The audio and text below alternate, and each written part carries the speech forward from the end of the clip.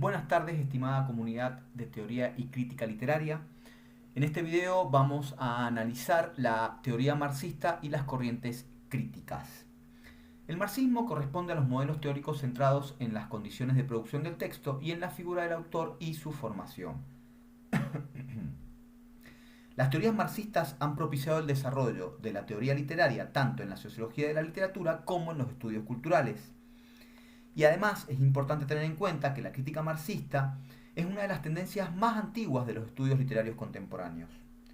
Comenzó con los escritos de Karl Marx y Friedrich Engels a mediados del siglo XIX, pero ha perdurado a lo largo del siglo XX y aún hoy se siguen aplicando varios de sus principios para realizar análisis y comentarios literarios. Es muy importante tener en claro que el marxismo es una teoría económica que propone una organización social, socioeconómica mejor, distinta, alternativa al capitalismo y al anarquismo. Para abordar el tema, primeramente haremos una breve reseña acerca de sus ideólogos, Karl Marx y Friedrich Engels. Karl Marx nació en 1818 y falleció en 1883. Es un filósofo cuya obra ha tenido una influencia muy profunda, muy importante en las teorías económicas y también en las teorías literarias. Su labor principal como filósofo justamente consistió en desarrollar un socialismo científico que partía de un estudio del capitalismo desde la perspectiva económica. Él procedía de una familia de clase media, y su padre era un abogado convertido al luteranismo porque originariamente eran judíos. Estudió en la Universidad de Bonn, de Berlín y de Jena y se doctoró en filosofía en 1841. Por su parte, Friedrich Engels, que nació en Alemania en 1820 y falleció en Londres en 1895, procedía de una familia acomodada, conservadora y religiosa y, algo muy importante, propietaria de fábricas textiles. Engels, desde su paso por la Universidad de Berlín, se interesó por los movimientos revolucionarios de la época, principalmente cuando lo enviaron a Inglaterra a ponerse al frente de los negocios familiares, y allí conoció las miserias y las míseras condiciones de vida de los trabajadores en la cuna de la revolución industrial en Inglaterra. Y estas observaciones más tarde él las va a plasmar en su libro La situación de la clase obrera en Inglaterra. En 1844 conoció a Karl Marx y a partir de allí se adhirió al socialismo y justamente es en 1845 cuando, un año después de haberlo conocido a Marx, cuando va a sacar este libro que les contaba llamado La situación de la clase obrera en Inglaterra. Ahora sí, pasemos a ver los principales aportes y las principales herramientas de análisis teórico que aportó el marxismo. Bien, el primero es el materialismo dialéctico. El materialismo dialéctico es un método de análisis que explica el desarrollo del mundo. Es fundamental en la teoría marxista porque impulsa el dinamismo social sobre el que se asienta su pensamiento. El materialismo dialéctico es la primacía de la materia sobre el pensamiento.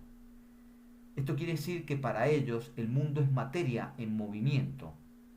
Así, ellos entienden a la naturaleza como un todo coherente en que los objetos y los fenómenos dependen los unos de los otros.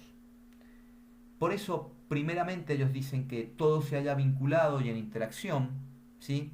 Segundo, que la naturaleza está en estado de movimiento perpetuo. Tercero, que el desarrollo de la naturaleza se efectúa por la acumulación de pequeños cambios latentes, es decir, los cambios cuantitativos, como les he anotado acá, se transforman en cambios cualitativos. Es decir, que el desarrollo es un movimiento progresivo que va del grado inferior al superior. Y cuarto, las contradicciones internas son inherentes a los objetos y a los fenómenos. Así, la lucha entre lo que perece y lo que se desarrolla hace avanzar. Estos principios del método dialéctico se aplican íntegramente al desarrollo de la sociedad. Cada formación económica social, por ejemplo la esclavitud, el feudalismo, el capitalismo, el socialismo, constituyen un todo en el que los diferentes aspectos y fenómenos se encadenan y actúan unos sobre otros. Así es como la acumulación gradual de las fuerzas del proletariado, ¿sí?, va a desembocar en la revolución socialista y en la transformación del proletariado de clase explotada en clase dominante. El motor de este proceso es la lucha de clases, que se prosigue en todas las formaciones sociales antagónicas y que traduce la contradicción entre las fuerzas productivas y los modos de producción. Ahora bien, ¿qué es la dialéctica? ¿Cómo la definen ellos? Ellas lo entienden como un fenómeno, ¿sí?, que va generando una mutación que implica tres momentos previos. Uno de ellos es la tesis, la idea previa, ¿sí?, la antítesis, que es la contradicción que esa idea va a hacer surgir a partir de su propio movimiento constante dentro de la naturaleza o dentro de la sociedad, y la síntesis, que va a ser la conclusión a la que esa idea va a llegar. Esta conclusión significa que va a haber de algún modo un movimiento que va a implicar una evolución. Ahora bien, el materialismo histórico es una teoría sobre las leyes del desarrollo de la sociedad que implica la aplicación del materialismo dialéctico al estudio de los fenómenos sociales. Hasta que apareció Marx, en la ciencia dominaba una concepción idealista de la historia. El materialismo histórico ve en el desarrollo de la producción de los bienes materiales la fuerza que determina la vida y condiciona la transición de un régimen social a otro. El cambio y el afianzamiento de nuevas relaciones de producción y regímenes económicos se origina por vía de un derrocamiento revolucionario de las antiguas relaciones de producción, la famosa lucha del proletariado. La teoría del materialismo histórico fijó su atención en las leyes económicas de la sociedad, que son la base de la actividad histórica de los hombres. Además, esta es una teoría sobre las leyes del desarrollo de la sociedad.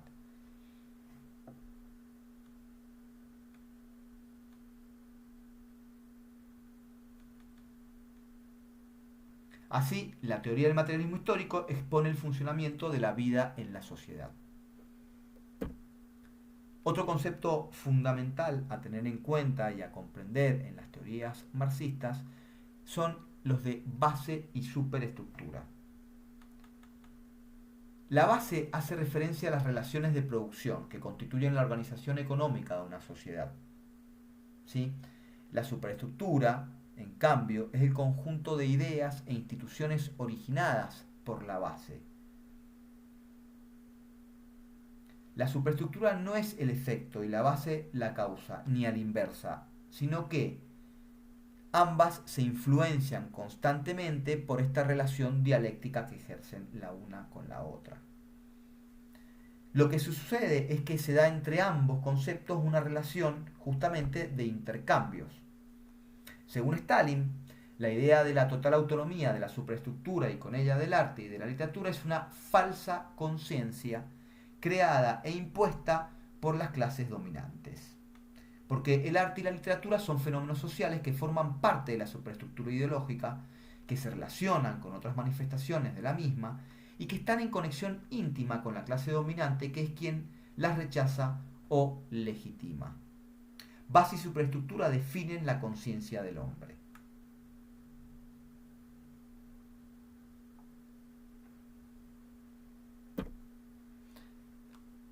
Vamos a ver la teoría del reflejo, otro de los conceptos fundamentales propuestos por el marxismo.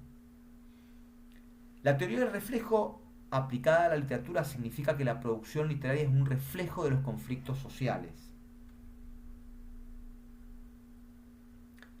Hay una estrecha correspondencia entre las circunstancias sociales y la producción literaria que, en definitiva, va a estar siempre relacionada con lo que se viva o con el modo en el cual se determinen los medios de sustentación de las clases trabajadoras y de la sociedad en general.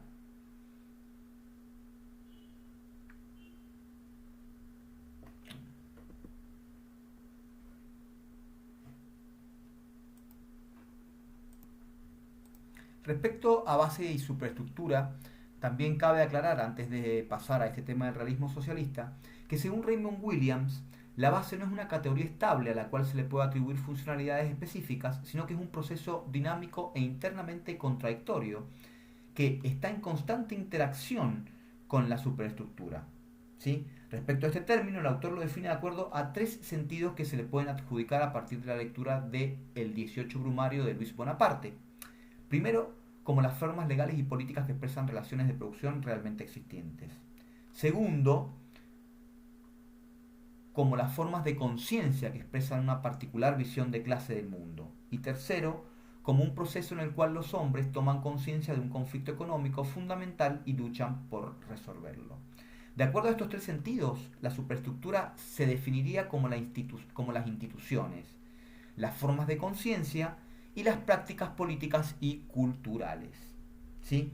El arte en general y la literatura en particular forman parte de la superestructura, eso es fundamental tenerlo presente, y en consecuencia está en relación directa, la literatura está en relación directa con otras manifestaciones de la superestructura y en conexión íntima con la ideología de la clase dominante, tanto para legitimarla como para enfrentarla.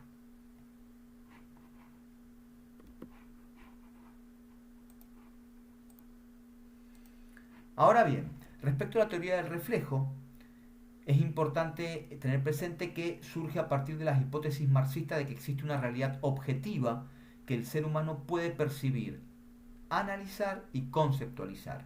Es a esto a lo que llama el conocimiento, y se puede constituir desde distintos reflejos posibles como lo cotidiano, la ciencia y el arte. La literatura no es más que uno de los medios de reflejar la realidad. Ahora bien, la metáfora del reflejo no se debe interpretar como si fuera un espejo, sino como un modo del conocimiento. Esta teoría generó una más de las varias contradicciones que por ahí podemos detectar en el marxismo. ¿Sí? Ahora bien, esta teoría propone que el ser humano es capaz de reflejar la realidad objetiva, pero siempre desde una mediatización subjetiva. Según Lukács, es fundamental representar en las obras literarias las tendencias de lo cotidiano, lo genuino que define una situación. Y a partir de ahí viene el concepto de tendencia, ¿sí? Que va a estar íntimamente relacionado con el realismo socialista. El concepto de tendencia es un concepto acuñado por Friedrich Engels, que consiste en mostrar, mediante un análisis de la diégesis y de los personajes, las ideologías que aparecen en las obras literarias. Este concepto es uno de los que luego va a legitimar justamente los postulados estéticos del realismo socialista. Ahora bien, el realismo socialista, como tal, fue una propuesta estética y una, digamos, imposición que se dio a partir del uso del realismo como una metodología óptima para representar la realidad social o los momentos históricos que se deseaba reflejar. Esta propuesta aparece a partir de un artículo muy famoso de Lenin que se llama Organización del Partido y Literatura del Partido. Y en este artículo que Lenin escribió a propósito de la funcionalidad de la escritura dentro del partido, se habla justamente de la relación entre la literatura y el partido. Y si bien Lenin habla de literatura, utiliza el término para referirse a los textos escritos en general y a los ensayos periodísticos en particular. ¿Sí? Y lo que en definitiva él propone es que se busque la libertad, al menos eso entiendo yo, desde la óptica de que en la sociedad capitalística no existe la libertad como tal, sino que es un concepto de uso que se ha vaciado de significación. Intérpretes posteriores a este artículo extendieron el alcance de dos modos fundamentales. Uno que abogaba por la abstención del partido de emitir juicios acerca de la creación literaria, que esta línea la va a sostener principalmente Lunacharsky, uno de los críticos rusos más importantes, y también Trotsky, ¿sí? Y el segundo modo, que fue el que se usó para justificar la censura y la publicación no alineada o antirrevolucionaria, ¿sí? Y lo que se propuso este segundo modo fue que se debía escribir dentro de la Unión Soviética y los escritores pertenecientes al partido desde una estética realista socialista, ¿sí? Ahora bien, lo que se propuso con este segundo modo fue un modo de producción de textos revolucionarios en donde se debía representar tanto la revolución en su acontecer de novedoso y de reeducación del pueblo, así como los beneficios y lo exitoso que podría ser una revolución socialista. Ahora bien, lo cierto es que la fórmula soviética del realismo socialista es muy fácil de tildar de dogmática, mecanicista y partidista en el sentido más duro del término, ¿sí?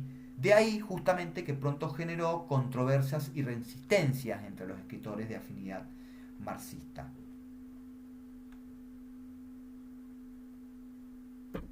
Bien, un concepto también importante de los marxistas es el de arte como producción. Señalaba Marx que un escritor es un obrero productivo, no porque produzca ideas, sino porque enriquece a su editor. Es decir, el texto se entiende como un producto más de la economía capitalista. A cada momento histórico le corresponde una forma específica de arte, de artista y de relación entre la clase dominante, la ideología y el público. Para la teoría marxista, el producto artístico en la sociedad capitalista, es un auténtico objeto de cambio. Por ende, el escritor está supeditado a la economía capitalista. Y el arte es una mercancía análoga al producto industrial. En una sociedad con división de clases, en especial dentro de la estructura capitalista, el arte se utiliza como herramienta para comunicar representaciones ideológicas que legitiman la división de la sociedad en clases. Así, como les decía, el escritor queda integrado dentro de la economía capitalista, cuya producción solo alcanza valor cuando es consumida. Además, esta relación que transforma el arte en mercancía difumina el tiempo, costo, trabajo, dándole un exclusivo valor al objeto como bien de consumo y no como representación de una labor intelectual. Así, para Marx, el objeto es valioso en cuanto a lo que simboliza dentro de la sociedad de consumo. Bien, literatura, ideología e historia. Una de las ideas básicas del marxismo es la de totalidad de lo real. Recordemos que entienden, de acuerdo al materialismo dialéctico, que todo es materia y que está interrelacionado. Las actividades humanas y su historia pertenecen a este dominio. Para ellos no existe una historia de la literatura por un lado y una historia social y política por el otro. Y como la historia se constituye de acuerdo a los discursos que las clases dominantes legitiman y el arte contiene y mantiene, podemos afirmar que la literatura es portadora de ideologías. Por eso estos tres conceptos están íntimamente relacionados. El texto literario no es tanto la expresión de una ideología, sino su puesta en escena, su exhibición. Y en este sentido podemos recordar uno de los textos de la antología, que es Cabecita Negra, en donde las ideologías aparecen, podríamos decir, en la superficie del texto. Si bien en los otros textos, por ejemplo, Cafa Tomada, también podemos identificarlas claramente a las ideologías que están jugando dentro de los límites textuales. Ahora bien, esta misma exhibición, esta misma puesta en escena, a la vez que muestra y legitima los modos de la clase dominante, también exhibe sus límites y por consiguiente, en consecuencia, produce otras ideologías. Esto responde al principio de la posible discrepancia entre las opiniones políticas del autor y su obra. Estos discursos contrahegemónicos se producen por obra de las características que posibilita la literatura, referido al uso de la lengua que vamos a ver a continuación. Lenguaje y texto. Bien, la lengua, el lenguaje es la materia prima de la literatura. También es una realidad material que está relacionada dialécticamente con la superestructura. El primer paso para el quehacer literario, luego de lo puntualmente imaginativo, es la selección de el vocabulario que se va a utilizar. Entonces, seleccionar implica aceptar ya desde el comienzo del texto los puntos de vista o determinados puntos de vista y no otros. Se trata de que el texto ya está condicionado desde el nivel lingüístico porque la selección está determinada por la mediatización de la relación autor-superestructura. El texto está relacionado con la historia y con la ideología. Por eso sus problemas y sus posibles respuestas son también de tipo ideológico e histórico. Así, encontrar la verdad, entre comillas, del texto no significa descubrir su esencia, sino una posible interpretación de la relación entre los tres conceptos propuestos. De lo que se trata es de insertar el producto literario y su productor en las coordenadas histórico-sociales y en su entramado ideológico. Bien, la crítica marxista. A modo de cierre, y para sacar algunas conclusiones, podríamos decir que la crítica literaria marxista, al igual que el formalismo y el estructuralismo, nacieron como respuestas a las teorizaciones extremas, ¿sí?, del siglo XIX, según las cuales nunca sería posible descubrir el misterio del creador y de la creación, ¿sí? Por eso se los he puesto entre comillas. El marxismo afirma que el estudio científico de los textos y su producción es necesario para interpretar un estado de situación social y sus posibles modos de cambio. Para ello es necesario tener en cuenta que tanto el objeto de análisis como el productor y la sociedad en que se produjo están inscritos en una superestructura en constante relación dialéctica con la base. Además, es importante tener presente que el propio crítico siempre va a estar ideologizado y mediatizado, por lo cual todo acto crítico, como toda lectura, es, en última instancia, un acto político. Para concluir, vamos a decir que la crítica literaria marxista habrá de tener en cuenta la teoría del conocimiento y del reflejo, la posición de clase del autor, las formas ideológicas y su relación con las formas literarias, las técnicas de la producción literaria y la inserción de todo ello en la base y la superestructura para realizar estudios y comentarios críticos. Y una última observación muy importante también a tener en cuenta de los marxistas es que para ellos la literatura no es una finalidad en sí misma, sino que es un medio para generar un cambio social.